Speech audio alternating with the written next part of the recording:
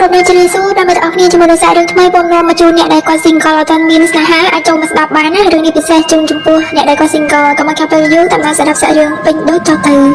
នេះគឺជាទស្សនវិជ្ជាទាំងមូលនៅក្នុងសាលារៀនជនបទមួយដែលនៅក្នុងភូមិស្រុករបស់ខ្ញុំ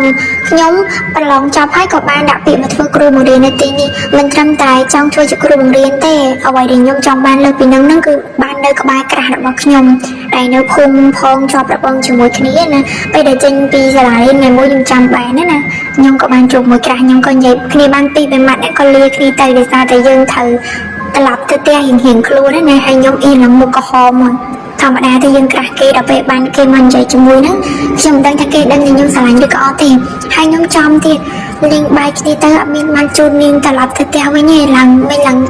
ស្រាំងចិត្តយកទៅនឹងដល់ពេលមកដល់ផ្ទះម៉ែក៏ស្ដីឲ្យគាត់ប្រាប់តាំងពីព្រឹកពេលទៅបរិញ្ញាឲ្យទិញថ្នាំឲ្យគាត់ឲ្យខ្ញុំភ្លេចដោយសារបានជួបក្រាស់ហើយគាត់ភ្លេចគាត់ផ្ដាំអស់តែពេលខ្ញុំក៏ត្រឡប់ទៅវិញត្រឡប់ទៅនឹងតម្រាំទៅដើរដល់ផ្សារណាមកដល់ផ្សារហ្នឹងហើយយើងឡើងយកទៅដល់ម៉ោង6ជាងហ្នឹងដល់មកដល់ផ្សារទិញថ្នាំទិញអីរួចរាល់អីហើយក៏ត្រឡប់លាលោកគ្រូពេទ្យហ្នឹងមកផ្ទះវិញទៅហើយមកផ្ទះធម្មតានៅជំនាន់ហ្នឹងនៅតាមផ្លូវអីហ្នឹងអត់ទាន់មានភ្លើងអីប្រចាំងដូចឥឡូវហ្នឹងទេហើយសូម្បីតែម៉ូតូក៏គ្មានជីផងពេលហ្នឹងដើរត្រឡប់ពីផ្ទះទៅផ្សារហ្នឹងដល់ពេលនៅតាមផ្លូវវាល្ងិតពេកហើយមកដល់ស្ពានមួយហ្នឹងក៏ប្រទះឃើញដូចជាមានមនុស្សនៅលើប្រកាន់ដៃហ្នឹងដល់ពេលខ្ញុំញីភ្នែកទៅធម្មតាតែយើងឃើញរបស់អីមួយយើងមិនញីភ្នែកព្រោះខ្លាចស្វាងភ្នែកហ្នឹងណាដល់យើងញីភ្នែកទៅស្រាប់តែរបស់ហ្នឹងវាអត់ទៅណាទេហើយខ្ញុំក៏មើលម៉ោងទៅណាមើលម៉ោងនេះរការបស់ខ្ញុំហ្នឹងក៏បានម៉ោង6កន្លះជាងហ្នឹងណាហើយដើរទៅក៏ឃើញរបស់អញ្ចឹងនៅពាក់កណ្ដាលផ្លូវខ្ញុំក៏មានអារម្មណ៍រៀងខ្លាចតិចតួចដែរណាខ្លាចទី1ខ្ញុំខ្លាចមនុស្សណាខូចទៅចង់ធ្វើបាបខ្ញុំអញ្ចឹងហើយទី2ក៏ខ្លាចពួករបស់មើលឃើញដល់អញ្ចឹងហើយខ្ញុំក៏បានវាយស្មៅឡើងទៅមើលហ្មងទៅឲ្យដឹងច្បាស់ថាហ្នឹងគឺជាអ្វីដែលប្រកាសដល់ពេលទៅមានអារម្មណ៍ថាដូចជាមនុស្សស្រីព្រោះយើងឃើញសក់នឹងក្រោយណាហើយដល់ពេលដើរមកដល់ខ្ញុំក៏ស្រែកហៅទៅសួរថានរណាគេអ្នកឯងជាមនុស្សឬក៏នរណាគេហ្នឹងដល់ហើយគឺងាកមុខមកលេងស្រាប់ក្រាស់ខ្ញុំដល់ពេលឃើញក្រាស់ខ្ញុំហើយខ្ញុំមានអារម្មណ៍អត់សូវភ័យវិញណាខ្ញុំមានអារម្មណ៍ថា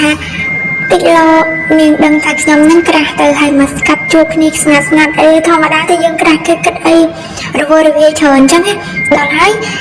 យខ្ញុំក៏បាននិយាយពាក្យទៅកាន់នាងពីមួយម៉ាត់ហើយនាងអត់បាននិយាយអីមកកាន់ខ្ញុំសោះហ្មងពាក្យមួយម៉ាត់ក៏នាងអត់និយាយដែរស្រាប់តែពេលខ្ញុំផងដែរនាងក៏បានលោតចុះទៅលើស្ពាននឹងទាំងក្រោមហ្មងហើយខ្ញុំភ័យពេកក៏ស្រែកទៅថាធ្វើអីហ្នឹងហើយទៅខ្ញុំក៏គិតនឹងចិត្តទៀតសប្បាយម្នាក់ឯងទៀតថាអូប្រហែលជានាងដឹងជាខ្ញុំហ្នឹងលួចស្រឡាញ់នាងហើយទៅនាងចង់លោតអញ្ចឹងដើម្បីខ្ញុំហ្នឹងធ្វើជាបរិក្ខារហានជីសេសទៅជួយនារ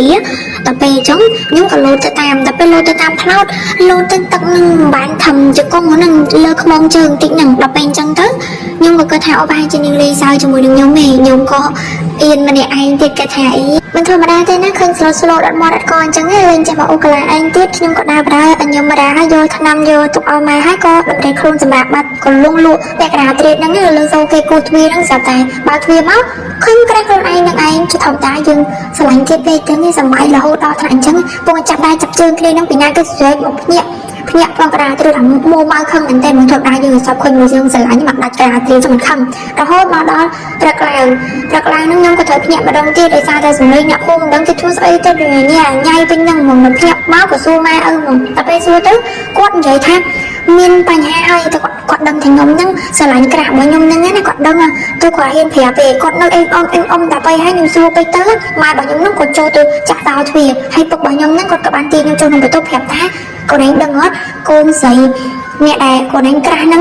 ងកូនហ្នឹងបានបាត់បង់ជីវិតហើយខ្ញុំគាត់ទៅលឺភ្លាមច្រឡោតតែបើទៅហ្នឹងពុកក៏ដឹងច្បាស់ដែរប៉ុន្តែពុករបស់គេបានប្រាប់ថាកូនហ្នឹងពេលល្ងាចមិញហ្នឹងគួរពិបាកចិត្តហើយល្ងាចអត់បានហូបបាយអីទេឲ្យម៉ែឪគេហ្នឹងទៅនិយាយជាមួយគូទ្វារគាត់បើកដែរប្រាប់ថាចង់នៅម្នាក់ឯងអញ្ចឹងហ្នឹងក៏សម្រាប់ចិត្តថាឲ្យនៅម្នាក់ឯងទៅព្រោះកូនក៏ធំដែរហើយធ្វើគ្រូបរិញ្ញាទៀតអញ្ចឹងក៏ចេះគិតថាមានបញ្ហាអីទេស្រាប់តែពេលក្បាលចិត្តភ្លឺនេះឮសូរសំឡេងក្ដុំក្ដៀងពេកទៅឪពុកម្ដាយបារម្ភហ្នឹងក៏ឪពុកបានធាក់ទ្វារចេញទៅដល់ពេលធាក់ទ្វារចេញទៅឃើញកូនចងកស្លាប់បាត់ហើយហ្នឹងហើយពោះវិញតោងដូច